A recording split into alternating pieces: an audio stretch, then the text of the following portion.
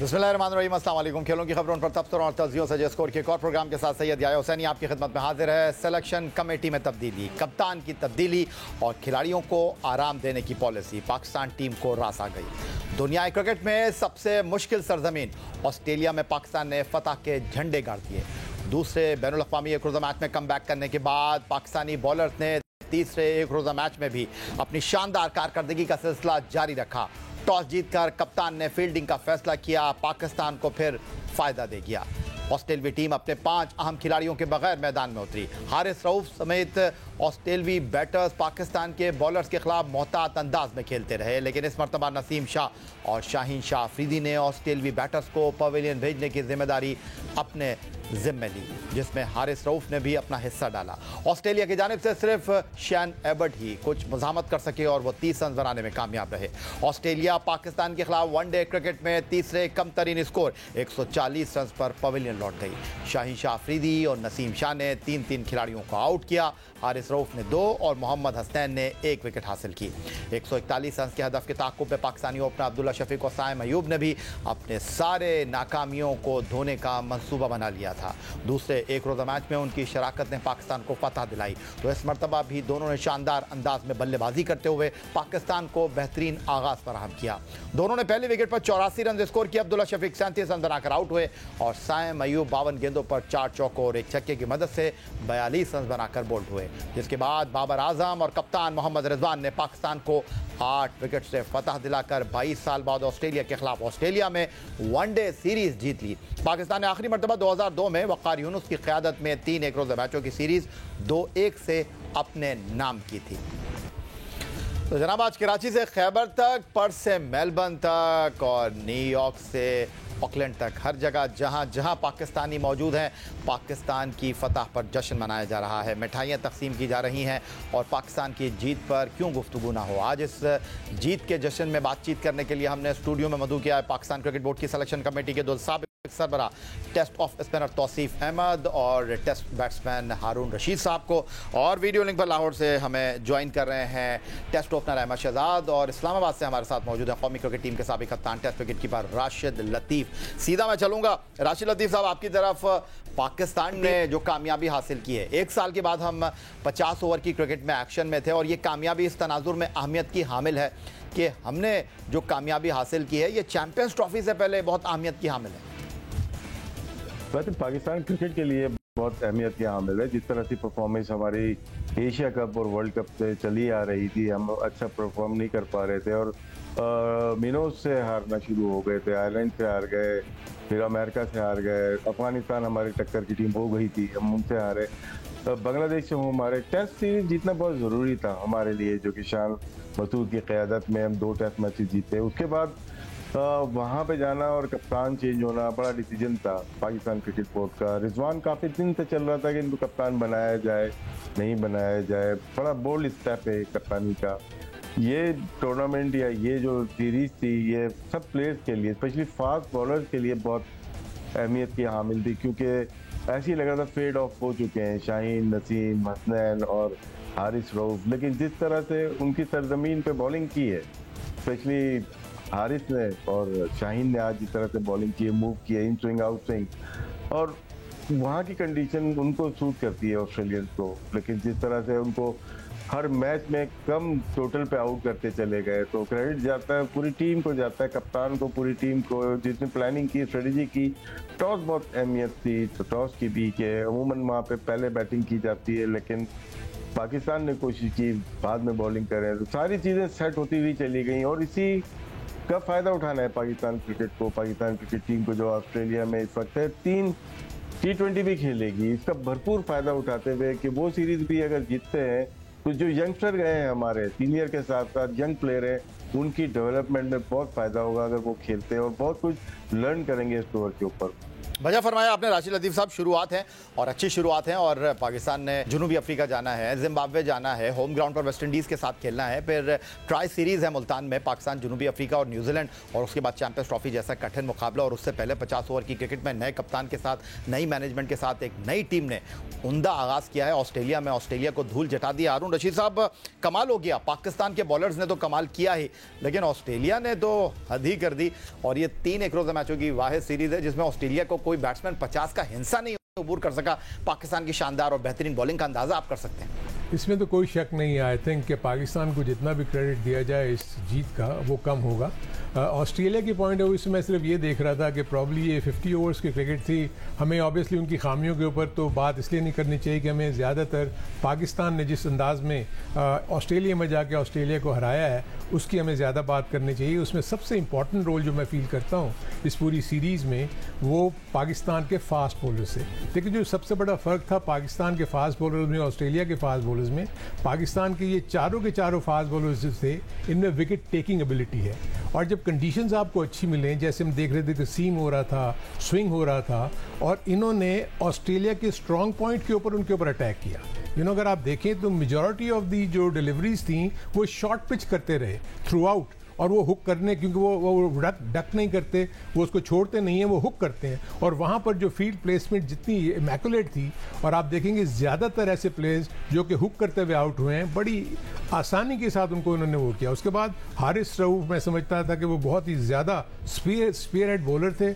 उन्होंने एक इतनी तेज़ बॉलिंग करके और एक ही जगह को बॉलिंग करके शॉर्ट बॉल और उसके बाद आगे बॉल करने का जो हमने देखा, और जो इसमें जो सबसे बड़ा कमबैक मैंने देखा वो था हसनैन का। आई थिंक एक्शन चेंज होने के बाद वो आए, उन्होंने जिस अंदाज में ऑस्ट्रेलियन कंडीशन के ऊपर एक ही लाइन और लेंथ के ऊपर बॉलिंग की, आई थिंक ऑस्ट्रेलियन बैट्समैन को संभलने का मौका नहीं मिला। आप देखिए जो सबसे बड़ा पॉइंट ये है कि आप 35 ओवर में ऑस्ट्रेलिया जैसी टीम को ऑस्ट्रेलिया में आउट कर रहे हैं, इससे बड़ा क्रेडिट तो किसी बॉलिंग साइड को नहीं मिल सकता। उसके बाद जो इमरजेंस हुई है साइम अयूब की, और जो दूसरे जो ओपनर हमारे हैं अब्दुल्ला शफीक, उन्होंने जिस अंदाज में, क्योंकि जब सामने टारगेट कम होता है तो आपके पास थोड़ा वक्त होता है कि आप बॉल को छोड़ भी सकते हैं, आप अपने हिसाब से पेस कर सकते हैं अपनी इनिंग को, और दोनों ने जो दोनों मैचेस थे जो जीते हैं उसमें ओपनिंग पार्टनरशिप ने बड़ा इंपॉर्टेंट रोल प्ले किया, और हमारे जो मिडिल ऑर्डर बैट्समैन को उनको जल्दी एक्सपोज नहीं होने दिया। सो मेरे अपने नज़दीक ओवरऑल अगर हम देखें तो पाकिस्तान की ऑलराउंड एबिलिटी थी जिसकी वजह से पाकिस्तान ये मैच जीता। किसी शक शुबे की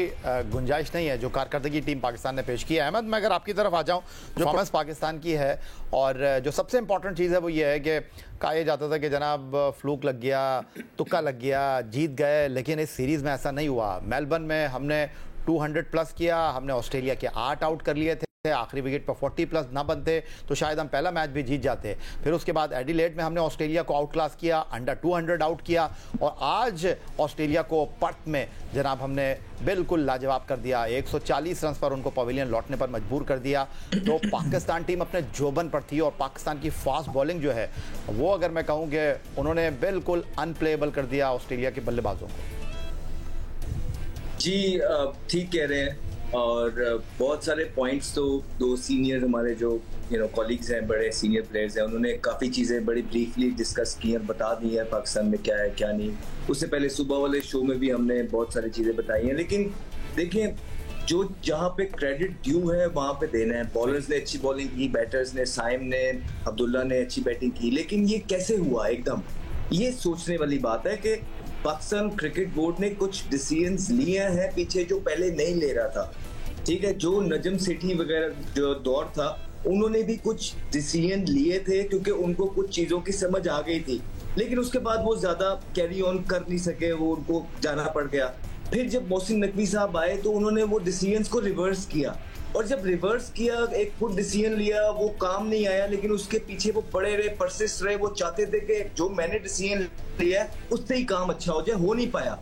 काम तभी अच्छा हुआ जो हम आपके प्लेटफॉर्म पर बैठ के हर रोज बात करते थे कि आपने स्ट्रॉन्ग स्टेटमेंट सेट करनी है, आपने कैप्टनसी के मामले को बहुत गौर से देखना है, आपने जो है ना प्लेयर्स को आराम कराना है, आपने उनको थोड़ा सा उनकी जो गैरत है वो जगानी है। बेसिकली कभी कभी जगानी पड़ जाती है, तभी चीजें आएंगी। उसके बाद ट्वीट भी एक लिया, लोगों ने बड़ा बाबेला मचाया कि ये क्या कर दिया क्या, लेकिन कुछ स्टेप्स हैं आया भाई, जो बहुत जरूरी हो जाते हैं वक्ती तौर वक्त की नाजुक किताब से लेने पड़ते हैं। तो जब पीसीबी ने वो चीजें जो हम बैठ के बोल रहे थे आपके शो में रोज रोज वो चीजें करना स्टार्ट की हैं, तो क्या हुआ, डोमेस्टिक के प्लेयर्स जो हमें कहा जाता था औजार नहीं है, वो आए। साजिद, नोमान, कामरान गुलाम ने आपको 3.5 साल के बाद टेस्ट जितवाया, और वो जो जीत की उम्मीद थी, वो जो कहीं दूर हम खो बैठे थे, वो बलीव टीम के अंदर दोबारा इंजेक्ट किया। जिस तरह राशिद भाई ने कहा कि टेस्ट सीरीज में जो जीत थी वो बहुत इंपॉर्टेंट थी, वो मोमेंटम और जीत की विक्ट्री का नशा हम वहां लेके गए। और वहां पे भी आप देखें कि जिन प्लेयर्स को आपने रेस्ट कराया था उनको तो थोड़ा सा आपने कहा था कि excuse me, nobody is better than the game, bigger than the game. उन सब ने आपको परफॉर्मेंस करके दी है, ना सिर्फ बॉलर्स ने। बाबर आजम ने सिर्फ 37-35 रन किए हैं, लेकिन उस 37-35 रन के अंदर भी जो उनकी फीट मूवमेंट्स थी, जो उनकी कॉलिंग थी, जो डिटर्मिनेशन थी, वो लग रहा था कि ही मेंट बिजनेस। तो कुछ डिसीजंस होते हैं बैक ऑफ द माइंड, जो चीजें पीसीबी को लेनी थी मेरे ख्याल से थोड़ी सा डिले किया है, लेट किया, लेकिन देर आए दुरुस्त है, रिजल्ट आपके सामने। अहमद ने तो दरिया को कूजे में बंद कर दिया और उन्होंने कहा कि खिलाड़ियों ने हिम्मत दिखाई, बोर्ड ने सख्त चैलेंजिंग फैसले किए और उसके दूर रस नताइज आना शुरू हो गए। तो आसिफ अहमद साहब, आपको गुफ्तगू में शामिल कर लेते हैं। पहले हम 556 रन करके मुल्तान में टेस्ट इनिंग से हार गए, फिर उसके बाद अगले 2 टेस्ट मैचों में इंग्लैंड की 40 विकेटों में से 39 विकेटें साजिद और नोमान ले गए। और अगर ऑस्ट्रेलिया के खिलाफ इन 3 एक रोजा मैचों की मैं बात करता हूं, जहां ऑस्ट्रेलिया के 26 बैट्समैन आउट हुए, इन 26 बैट्समैनों को सिर्फ हमारे फास्ट बॉलर ने आउट किया। 10 आउट किए हारिस ने, 8 आउट किए शाहीन आफरीदी ने, 5 आउट किए नसीम शाह ने, 3 आउट किए मोहम्मद हसनैन ने। तो आउट क्लास परफॉर्मेंस, और ऑस्ट्रेलिया अपने मैदानों पर फास्ट बॉलिंग को खेलना भूल गया और पाकिस्तान ने उनको पिछले कदमों पर कर दिया। बिल्कुल यही है, और सीनियर और साथ जूनियर भी दायरे खेले भी जरूर हैं हम इनके साथ, लेकिन इन्होंने वो सारी बातें कर दी जो मुझे भी करना चाहिए। और यकीनी तौर पे एक ज़बरदस्त परफॉर्मेंस, और कहाँ से शुरू हुई आपको पता ही है। और जैसा अहमद शहजाद ने कहा कि थोड़ी बहुत जो खलबली मची और देर से थोड़ी सी छड़ी उठाई, इस वक्त करने की बातें हैं नहीं ये, लेकिन देर से ज़रा सी छड़ी उठाई तो वो फिर थोड़ा सा हुआ और वो सामने सबके आ गया। प्लेयर अच्छे हैं, सभी अच्छे हैं, टाइम पे उनको जो है चांस देने का होना चाहिए था। हम भी कहते थे कुछ जगहों पे मजबूरी भी आती है, बात नहीं कर पाता आदमी, वो अपनी जगह है। लेकिन मैं ये समझता हूँ जितना क्रेडिट आप बॉलर्स को देते हैं, हमेशा हमारी बॉलिंग ने बहुत ज़बरदस्त दी है हर जगह, चाहे स्पिनर हो, फास्ट बॉलर हो, उन्होंने किया। हमारी बैटिंग स्ट्रगल करती है, और इस जगह जाके तो मुझे खुद अंदाज़ा है कि मैं रन इतने नहीं बनाए होगा। 1-1.5 घंटा एजाज के साथ खेला था, वो तो गेंदें आन के पट पे और हाथों पे लगती थी, मतलब ये आलम। और पर्थ की पिच आपने देख लिया खुद भी, क्रेडिट गोज टू बिल्कुल जाना चाहिए हमारे फास्ट बॉलर्स को, और क्या बॉलिंग की है इन्होंने। इसकी वजह थोड़ा रऊफ रेस्ट करके आए, यही हम पहले बात करते थे कि थोड़ा थोड़ा रेस्ट कराओ, उसके बाद इनको लेके आओ। लेकिन बॉलर अपनी जगह, लेकिन इन लोगों ने जो बात की बॉलर्स की, बिल्कुल, लेकिन मैं क्रेडिट देता हूँ बैट्समैनों को ज़्यादा, इसलिए कि हम 160 हों 170 हों, हम लोग स्ट्रगल करते हैं इन जगहों पे। वैसे भी आप देखें कि जो हमें पता है कि जी गेंद छोड़ के खेलनी चाहिए, हुक करनी चाहिए और कट यहाँ पे ज़ोर से लगता है, ये बैट्समैन बताएंगे, लेकिन हमारे अब भी चेज़ वही बाहर की गेंद को कर रहे थे, जो कि एक वहाँ पे बड़ा मुश्किल होता है, जो एक इनका प्रॉब्लम है जिसे कहना चाहिए। बट क्रेडिट गोज टू, मैं तो बैट्समैनों को दूंगा कि वो इतने भी रन्स में पहले भी फंस जाते। बिल्कुल बजा फरमाया तो आसिफ अहमद साहब आपने, और रिजवान ने कप्तानी भी बड़ी खूब की। उन्होंने जिस तरह टीम को, शाहीन को, हारिस को, हसनैन को इस सीरीज़ में जिस तरह इस्तेमाल किया, उन्होंने 5वें बॉलर की ज़रूरत को ही महसूस नहीं होने दिया और बहुत एग्रेसिव नज़र आए, एनर्जी के साथ उन्होंने कप्तानी की और टीम पाकिस्तान की जीत में उनकी कप्तानी ने भी अहम किरदार अदा किया। राशिद लतीफ़, हारून रशीद, अहमद शहजाद, तौसीफ अहमद हमारे साथ मौजूद हैं पाकिस्तान की जीत की कहानी पर खुलासा करने के लिए। मज़ीद गुफ्तगू एक ब्रेक के बाद।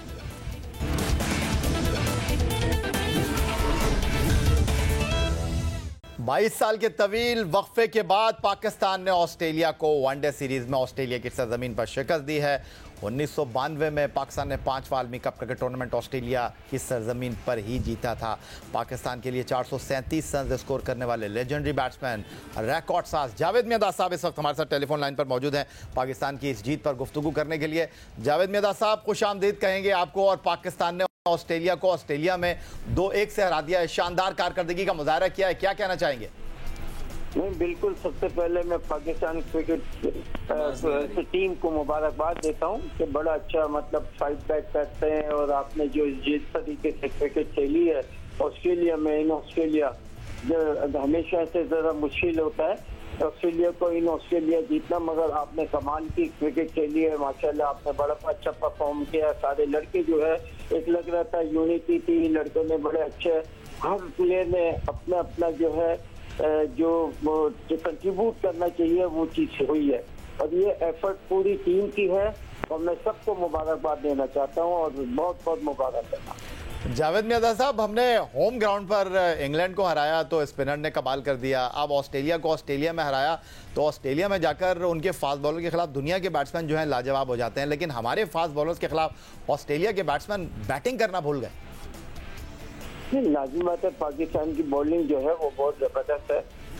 पाकिस्तान की बॉलिंग जो है, बॉलिंग एक्चुअली पाकिस्तान की क्रिकेट जो है वो हमेशा से, लेकिन कुछ नहीं कह सकते हम, हर जगह जो है ना कभी भी कुछ कर सकते हैं। तो हमारी टीम जो है वो इस तरीके से बैटिंग के लिहाज से भी और बॉलिंग के लिहाज से भी आपने देखा, मगर ये टीम जो इस वक्त खेल रही है ये काफी मैच्योर हो गई है, अच्छे मैचेस खेल रहे हैं, खेलते आ रहे हैं, आपस में खेल रहे हैं, और परफॉर्मेंस जो है सो फार बहुत अच्छी है।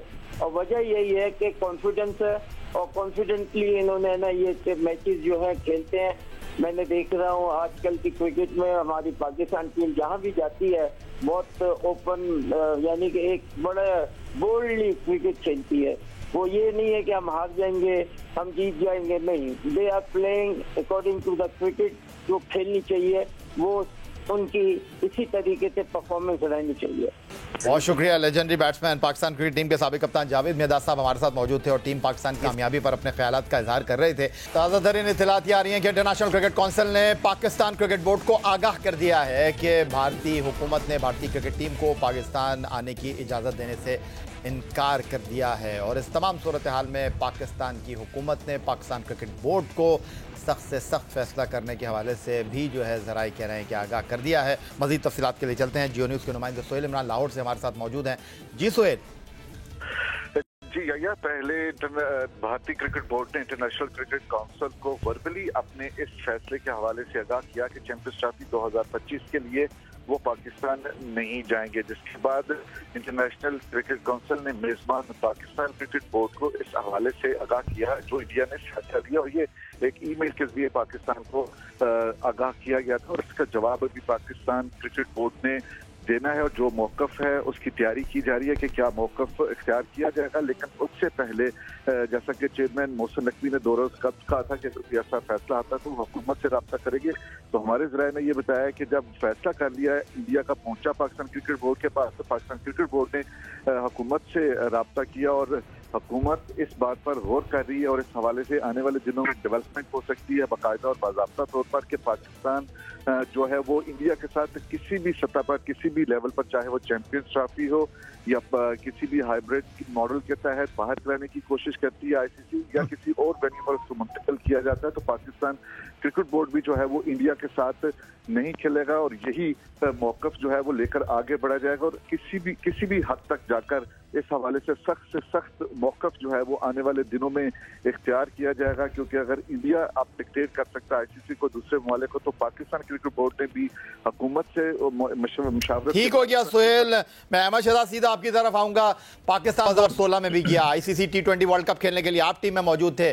पाकिस्तान भारत गया 2023 में, उस वक्त वर्ल्ड कप खेलने के लिए, जब एशिया कप खेलने के लिए पाकिस्तान आने से भारत ने इनकार कर दिया। हाइब्रिड मॉडल के तहत टूर्नामेंट हुआ। अब एक बार फिर जब चैंपियंस ट्रॉफी की मेजबानी हमें मिली है, हमारी तैयारियां मुकम्मल है, ऑस्ट्रेलिया आ रहा है, इंग्लैंड आ रहा है, साउथ अफ्रीका आ रहा है, तो अब ये इत्तलात आ रही है कि भारतीय हुकूमत ने भारतीय टीम को पाकिस्तान आने से इनकार कर दिया है। या भाई ये तो ऑन द कार्ड्स पहले से भी था।